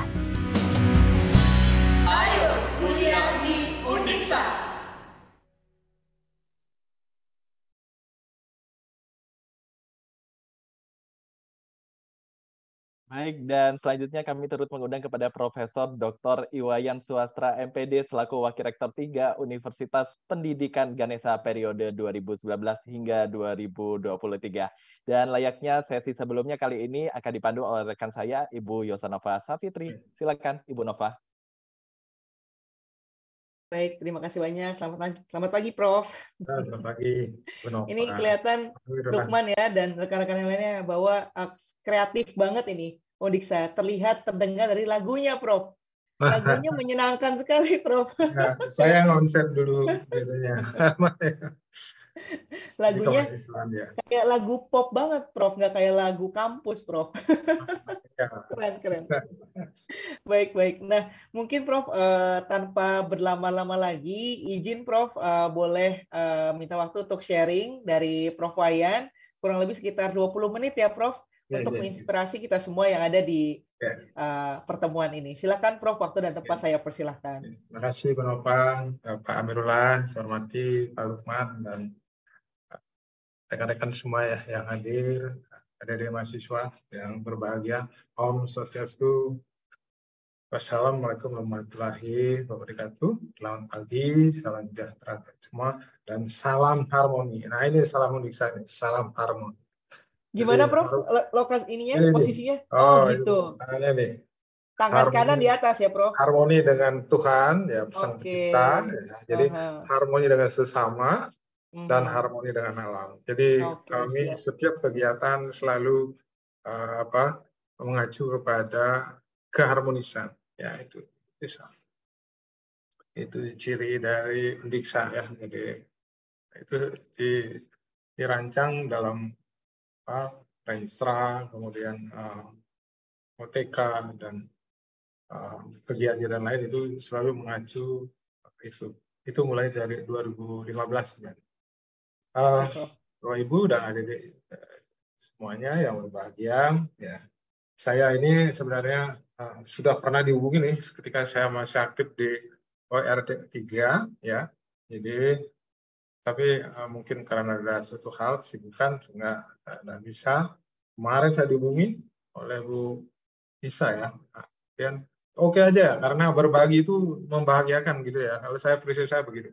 Kalau kita dapat berbagi dengan siapapun ya, jadi bisa membantu, berbagi, itu suatu kebahagiaan bagi kami ya, bagi saya, bagi Undiksa juga ya. Apa yang saya sampaikan adalah pengalaman aja nih Bu Nova dan Pak Amirullah ketika memasuki saya diangkat menjadi Wakil Rektor 3. Sebelumnya saya Direktur Pasca Sarjana, baru 3,5 tahun kemudian ada posisi meminta saya untuk di WR 3 bidang kemahasiswaan, humas dan alumni. Waduh, ini saya berat juga ini, mindset saya harus diubah karena saya menghadapi dokter, calon dokter, kemudian saya harus menghadapi mahasiswa S1, mahasiswa diploma dan sebagainya. Ini yang mungkin berbeda sekali ya karakteristiknya. Itu tantangan satu saya. Kemudian yang kedua tantangannya adalah begitu saya jadi Wakil Rektor, pandemi. Ya, ini juga tantangan seperti tadi Pak Amirullah, kita semua ya menghadapi tantangan yang luar biasa. Dulunya kita kuliah pakai Zoom itu udah sangat hebat sekali, ribet sekali gitu ya, tapi dipaksa harus mengikuti. Kemudian pertemuan-pertemuan juga sama, kita harus lakukan dengan cara-cara seperti sekarang dengan Zoom dan sebagainya itu. Akhirnya kita mengubah atau berusaha menyesuaikan diri. Jadi fleksibilitas tadi menjadi sesuatu yang sangat penting sekali dalam hidup ini, gitu ya. Jadi adaptasi itu juga bagian dari sesuatu yang penting. Nah, mungkin bisa terus digerakkan ya. Ini simbol kami. Jadi ada Dewa Ganesha ya, yang dewa sebenarnya dewa pembersih, penyempurna, artinya membantu untuk apa. Nah, kemudian saya coba mengikuti ya, jadi tema dari panitia yaitu Bapak bisa pilih Pak, kreativitas, inovasi, entrepreneurship, leadership. Wah, kalau saya milih yang mana? Karena semuanya masuk ya.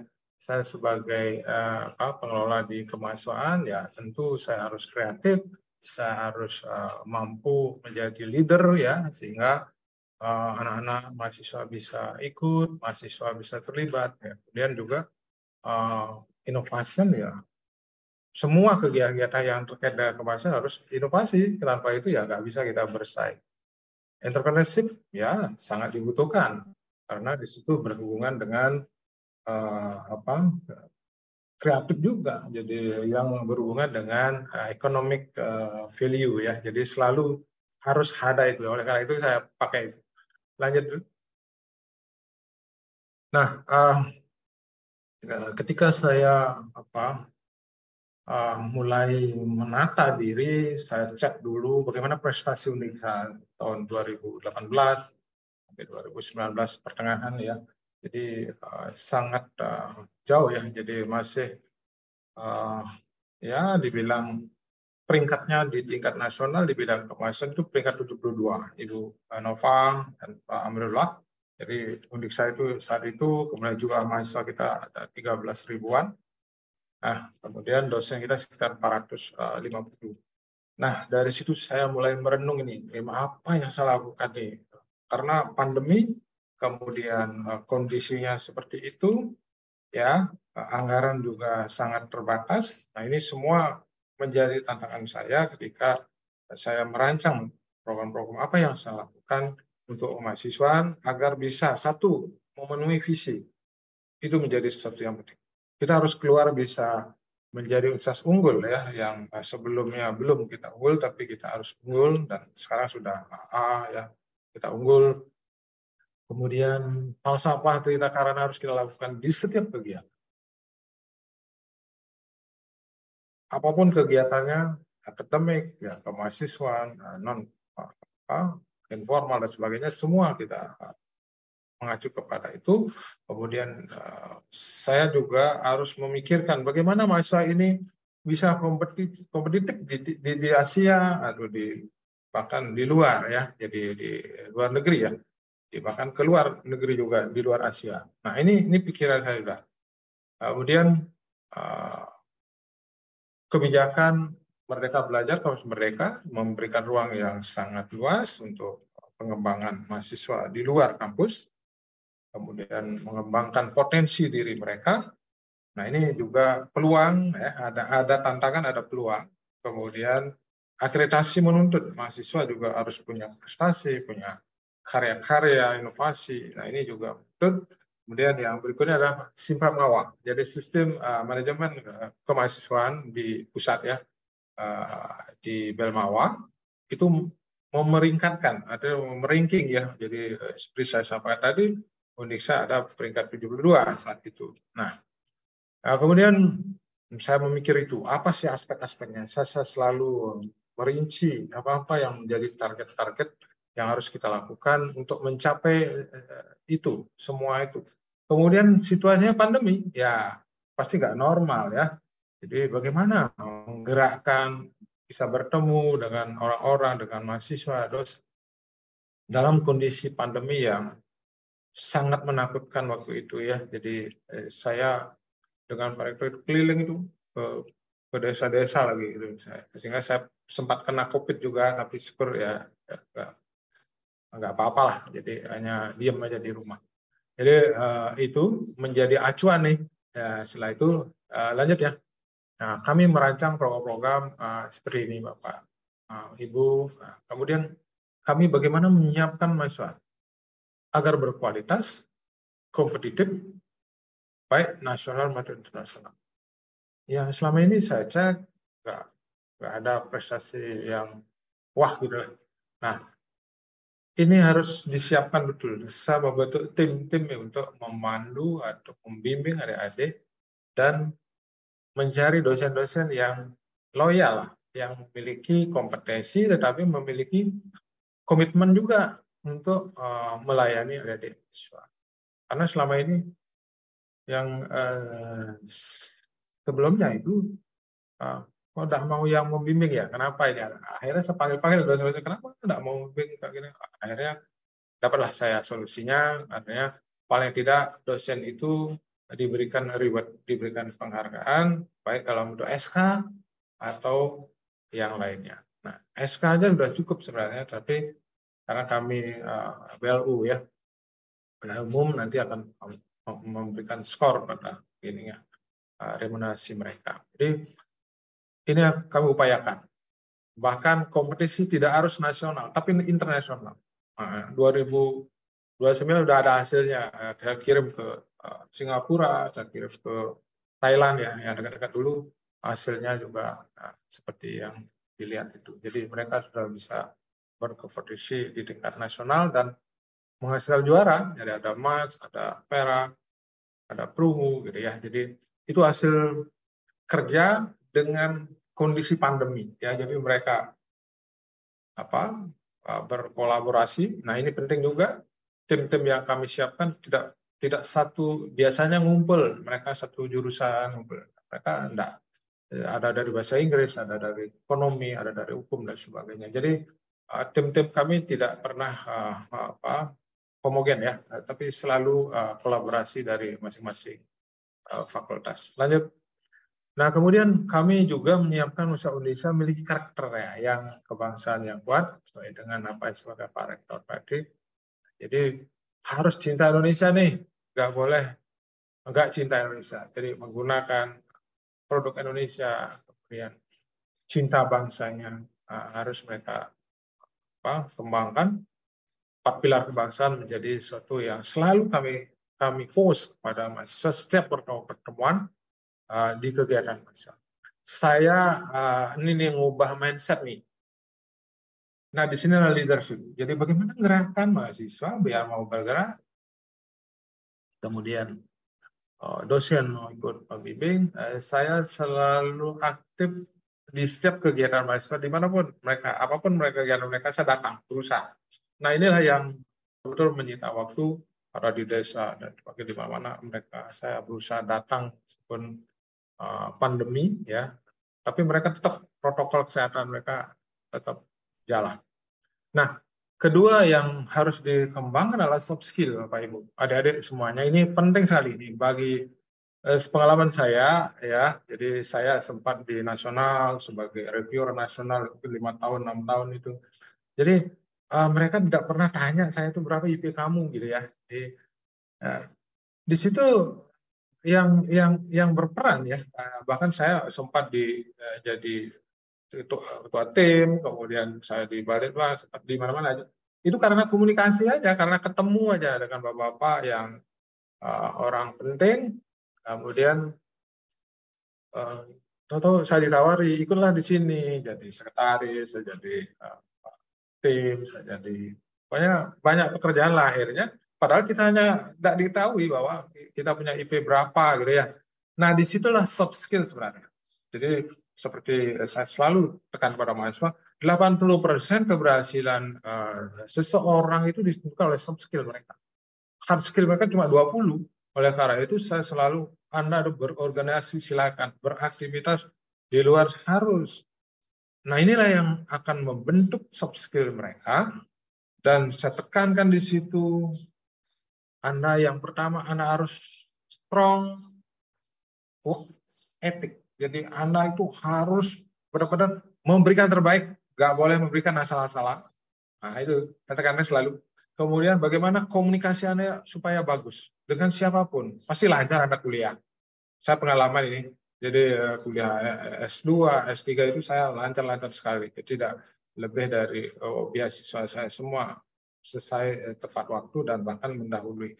Nah, komunikasi, oleh karena itu komunikasi harus dibangun. Gimana? Ya harus berinteraksi dengan siapa saja. Begitu kita ketemu ya kita bisa nyaman dengan siapa saja. Kita harus pandai-pandailah mengembangkan komunikasi. Kemudian positive attitude. Positive attitude itu sangat penting. Jadi bagaimana kita ya bersikap ya berperilaku yang positif. Nah, ini selalu saya tekankan, apalagi dengan WA, kadang-kadang dengan dosen salah sedikit ya bisa habis dah kita. Nah, oleh karena itu attitude, sikap yang positif itu harus benar-benar dikembangkan di kemahasiswaan. Nah, kemudian apa lagi yang harus dikembangkan? Kalau kita berkoordinasi nanti habis waktunya, Pak. Nah, gitu ya. Enggak, yang penting kamu bisa memanajemen waktu. Nah, ini yang penting, mana yang harus didahulukan, mana yang harus menjadi perhatian dulu, mana harus yang lainnya akan bisa selesaikan. Ya, itu. Jadi manajemen waktu menjadi itu soft skill juga. Oleh karena itu, itulah yang selalu saya tekankan kepada mahasiswa, kemudian ke fleksibilitas atau adaptable, jadi bisa beradaptasi atau fleksibel, karena dunia ini begitu sangat dinamis, maka kita harus bisa menyesuaikan diri. Jadi begitu masalahnya harus berubah. Nah, itulah. Kemudian yang terakhir adalah self confidence. Jangan takut, jangan rendah diri baru kamu universitas di pinggiran. Saya dulu sama, ketika saya dipilih jadi reviewer di tingkat nasional, saya paling kecil universitasnya, ya kita di Undiksa, ya kan, di daerah. Tapi saya bergabung dengan orang-orang penting ya, justru di situ kita belajar beradaptasi, belajar berkomunikasi. Prof. Tajudin ya pernah saja yang dari UI ya, mantan rektor UI, kemudian dari UGM, dari mana-mana ya. Jadi saya bertemu orang yang hebat, sehingga di situ saya banyak belajar tentang komunikasi, tentang adaptasi. Nah, kemudian yang penting lagi ya bagi mahasiswa adalah leadership, terutama meleadership diri sendiri dulu ya. Jadi Anda itu harus bukan mengatur orang lain, mengatur diri sendiri dulu. Bagaimana kita mengatur diri sendiri supaya bisa bergerak ke hal-hal tujuan Anda, sasaran Anda, dan begitu juga di lingkaran kecil pun Anda harus mampu melakukan perubahan-perubahan ke arah yang lebih baik sebagai pemimpin ya. Pemimpin diri dulu, kemudian pemimpin kelompok-kelompok kecil, dan nanti akan menjadi pemimpin yang tentu lingkarannya menjadi lebih besar. Jadi dan semua itu saya selalu latih mahasiswa dengan mendatangkan pakar-pakar, orang-orang penting ya, yang bisa memberikan motivasi, bisa memberikan knowledge ya, jadi dan berbagai kompetensi terkait dengan itu. Nah, di situ kami lakukan. Hampir setiap mahasiswa kegiatan hampir saya berusaha hadir, dan saya selalu menghadirkan orang-orang penting ya yang bisa memberikan motivasi bagi mereka. Kemudian yang penting lagi ya, ini yang saya selalu tekankan kepada menumbuh kembangkan sikap kepedulian sosial. Ini biasanya mahasiswa itu urusannya di kampus saja. Ketika saya jadi UR3, wakil rektor bidang kemahasiswaan, semua kegiatan kemahasiswaan saya bawa keluar. Nah, ini yang penting.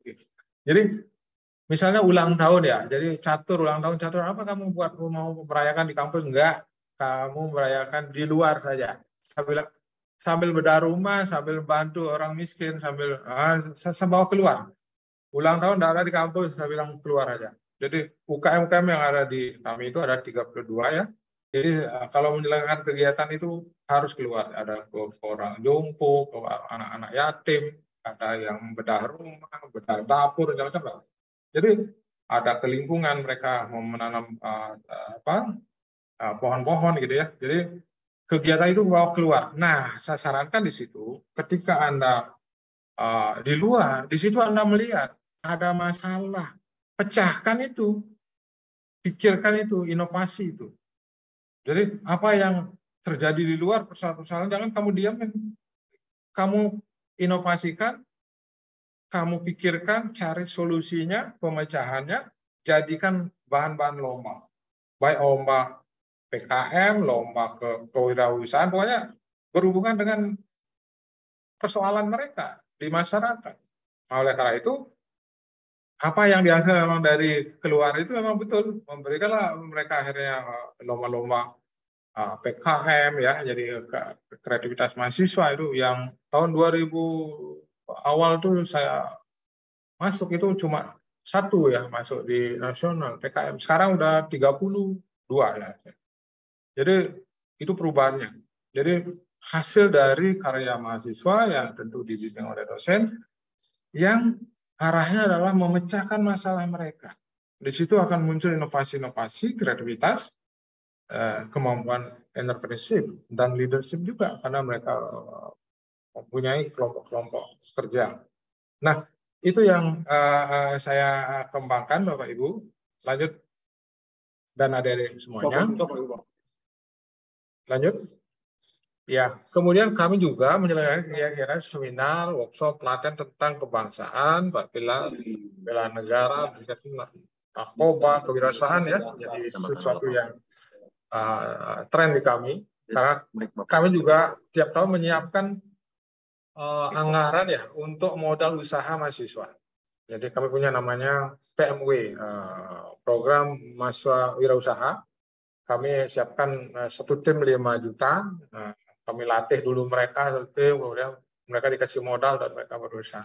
Nah, hasilnya itu mereka lombakan ke luar ya, dalam bentuk karya-karya proyek, kemudian PKM dan sebagainya. Itu ternyata itu memberikan hasil yang luar biasa. Nanti bisa lihat hasilnya. Kemudian tentang anti korupsi, tentang narkoba, kami selalu kegiatan itu kesana arahnya. Tidak ada kegiatan di luar ini. Kalau di luar ini kami tidak ada rekomendasi, tidak berikan anggaran. Anggaran kami dari dulu tetap segitu. Ya, tapi kami ubah. Ketika saya masuk, anggaran untuk lomba itu hanya 58 juta. Tapi ketika saya mau merubah, anggaran lomba-lomba untuk kompetisi-kompetisi itu saya ubah menjadi 550 juta. Jadi yang lainnya saya efisiensi. Nah ini juga leadership harus tahu manajemen anggaran. Jadi anggaran yang dulu digunakan untuk kegiatan di kampus, nah habisnya 10 juta, sekarang saya kasih 2 juta sudah cukup. Kemudian ke rapat-rapat paling 1,5 juta, 1 juta udah cukup dulu ya sampai 10, 15 dan sebagainya. Nah, kemudian apa yang lagi yang saya lakukan adalah menyerahkan lomba-lomba tingkat nasional maupun internasional.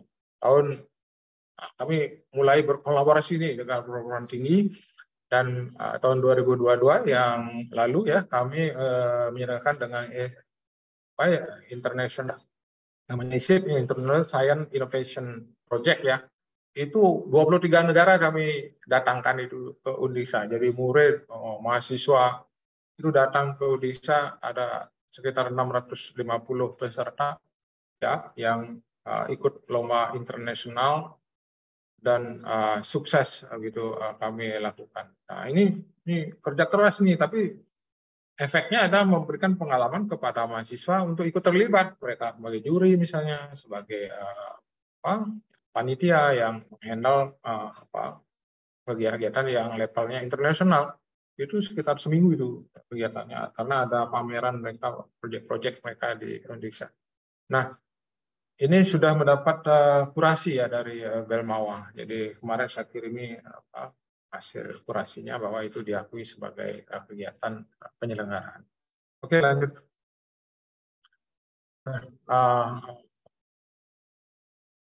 Kemudian mengikuti lomba-lomba untuk prestasi ya, karena di Simka Mawa itu yang paling bawahnya paling banyak adalah prestasi. Nah, kemudian yang terakhir adalah meningkatkan jumlah mahasiswa yang berwirausaha.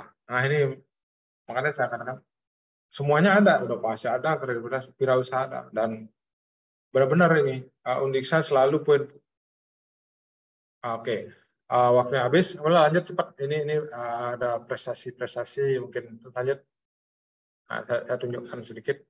Nah ini prestasi Undiksa di internasional. Ya, jadi medali emas. Terus lanjut, kemudian ini juga internasional.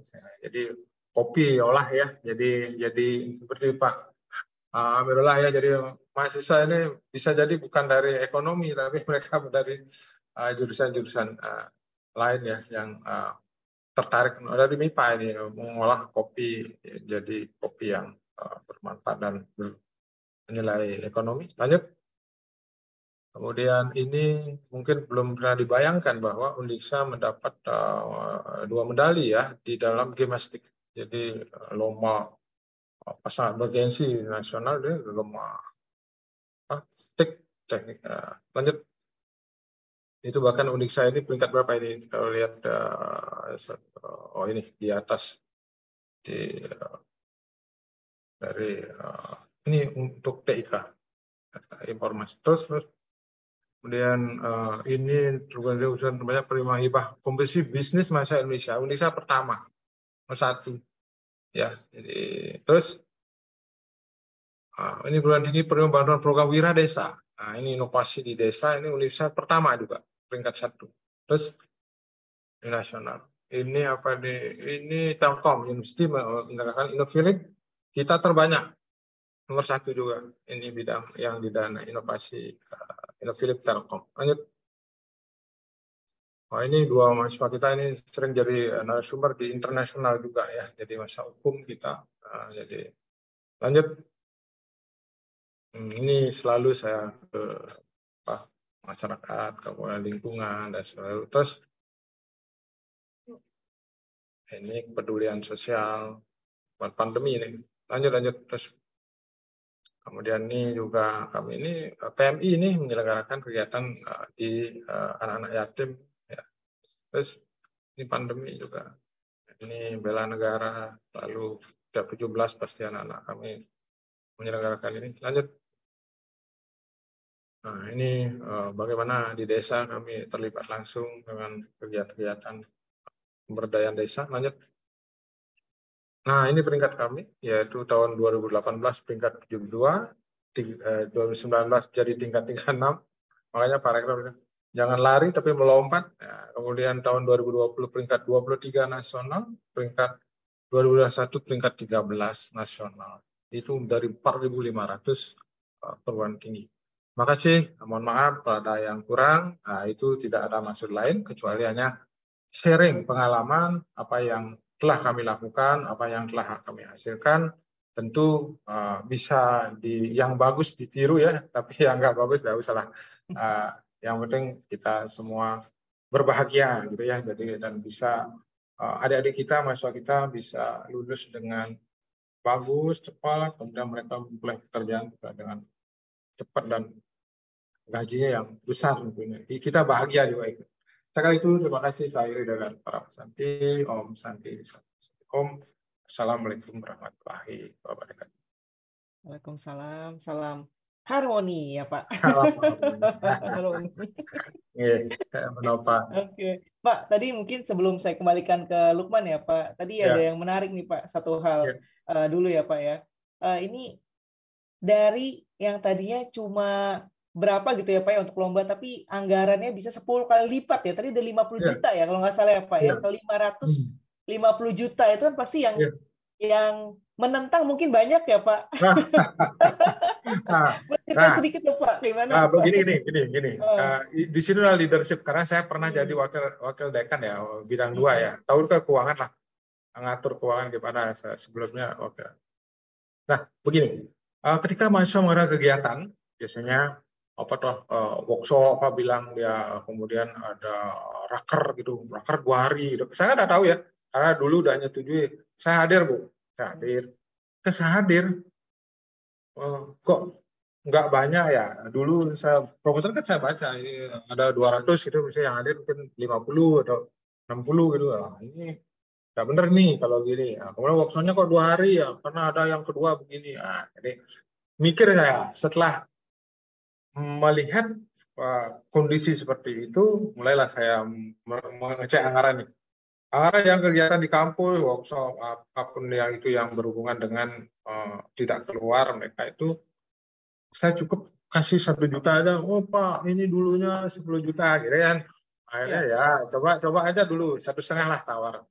Coba akhirnya jalan juga, dan lagi datang bawa anggaran yang besar, sama ceritanya begitu. Nah, dari efisiensi itulah saya mengalihkan anggaran itu untuk lomba. Ketika lomba, Bapak Ibu, mereka kadang-kadang mempersiapkan untuk lomba mereka. Kadang-kadang lomba membuat lomba inovasi ya. Kan mereka harus perlu biaya. Nah, kalau mereka tidak dikasih biaya, pasti mereka nggak akan lomba. Akhirnya kamu perlu biaya? Iya Pak, saya tidak punya anggaran ini. Oke, kita kasih anggaran. Buat proposal, ada proposalnya saya setuju. Nah, anggaran untuk persiapan juga kami. Gemastik itu persiapan aja 25 juta, Bu. Iya. Ketika berangkat mereka 50 juta. Itu lomba IT itu pernah emas kita di Bandung itu. Jadi itu biayanya 50 juta. Kalau anggaran 58 juta sekali aja udah habis, udah ada lomba tiduran. Tapi satu pos bisa lomba. Sampai ke luar negeri, Bu, bisa lomba. Thailand mereka, ke Filipina, ada ke luar negeri lagi, ke Eropa lagi. Ya begitu. Nah, jadi kami efisiensi. Jadi, itu leader juga harus pintar-pintar pendekatan juga dengan mahasiswa biar mereka protes gitu. Itu satu aksi ya Pak, tapi apa namanya impact-nya luar biasa sekali ya kemana-mana gitu Pak. Oke, sama. Kalau itu nggak bisa. Betul Pak. Sama tadi ini apa ya, sangat mungkin perlu diapresiasi banget ini teman-teman juga luar biasa dari peringkat 72 ya Pak ya 2013. Nah, sampai ke 13 dalam 3 tahun saja. Itu tidak mudah, benar. Masa pandemi itu semua saya kerja. Wow. Ya. Apa, pokoknya program lomba itu kalau tidak ada hubungannya jangan. Menyelenggarakan kegiatan yang tidak ada poinnya jangan. Iya. Pengabdian masyarakat oke. Akhirnya kepada kegiatan mereka misalnya yang tadi ya di kampus ubah jadi pengabdian masyarakat. Masyarakatnya menjadi poin. Karena diakui. Nah, jadi semua akhirnya uang yang habis semua menyasar pada ini prestasi. Baik, terima kasih banyak Prof atas sharingnya. Ini pasti bukan hanya mahasiswa-mahasiswa tapi semua panelis juga yang hadir di sini Prof mendapatkan inspirasi. Nah, terima kasih banyak Prof sekali lagi. Ini saya mau pamit dulu. Terima kasih banyak. Ini masih 200 partisipan, Prof dan Pak Amrullah, ini luar biasa sekali atensi dan semangatnya teman-teman sekalian. Izin saya tutup, Bapak Ibu sekalian dan rekan-rekan, ini menarik sekali ya perbincangan kita dengan Pak Amrul dan Pak Wayan. Ini kalau misalnya kita coba lihat ya, kedua kampus ini dengan leader yang luar biasa sekali menerapkan bukan hanya entrepreneurial ya, bahkan adaptif dan bukan cuma adaptif tapi proaktif, memprediksi masalah itu akan terjadi apa dan mencari solusi di awal. Dan yang terakhir tadi disampaikan oleh Pak Amrullah dan Pak Wayan juga bahwa dua-duanya itu kolaboratif. Kadang kita research tidak bisa sendiri. Oleh karena itu kolaborasi dengan berbagai macam pihak, dengan mahasiswa, dengan dosen, dengan pihak internasional bahkan itu menjadi salah satu kunci kita tetap bisa berinovasi walaupun resources-nya mungkin belum sampai ke sana. Sangat terbantu. Baik, terima kasih banyak sekali lagi Pak Amrullah, Prof Wayan. Terima kasih Prof Wayan. Sampai ketemu di kafenya ya. Pak Lukman. Siap. Senang sekali dengan orang-orang hebat lah. Baik, kalau begitu saya kembalikan lagi ke Lukman. Terima kasih Lukman. Terima kasih semua. Yo, baik. Ya, kami tunggu di FDP, di IPT, Ibu Prof. Pak Lukman. Bu Giri Agnyani, Sekretaris Kepariwisataan itu lulusan kami. Iya, Bu Giri. Wow. Ya. Tapi Kami ucapkan terima kasih untuk seluruh narasumber yang telah hadir di Marketplace Goes to Campus episode 93 ini. Itu tadi menjadi akhir dari episode kita kali ini. Tapi jangan khawatir para marketing entusias, karena kita masih punya banyak sekali episode yang akan tayang di tiap minggunya, yakni di hari Sabtu tiap pukul 10 waktu Indonesia Barat. Dan bagi Anda yang tadi tertarik untuk mengikuti Indonesia Marketing Festival terkait dengan Campus Package, ini tiketnya kami bundling dengan harga Rp2.500.000 ya per 10 tiketnya. Jadi tidak kami jual secara personal. Jadi pastikan untuk Anda bisa ajak nih rekan-rekan untuk ikut di Indonesia Marketing Festival yang ke-11. Kami tunggu ya di 7 kota besar seperti yang terpampang di flyer yang kami tayangkan di siang hari ini. Dan akhir kata saya Lukman Ali beserta tim yang bertugas pamit undur diri. Stay safe, stay healthy. Jangan lupa untuk subscribe kanal YouTube kami di Marketplace Channel. I'm Lukman Ali dan tim signing off.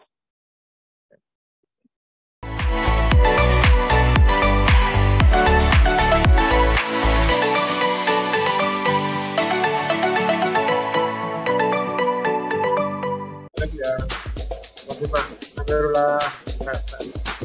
Selalu ya. Iya, Prof Wayan kami nyuwun pamit lead ya. Pak Lukman. Lead ya. Kasih. Kami pamit ya. Mari Pak.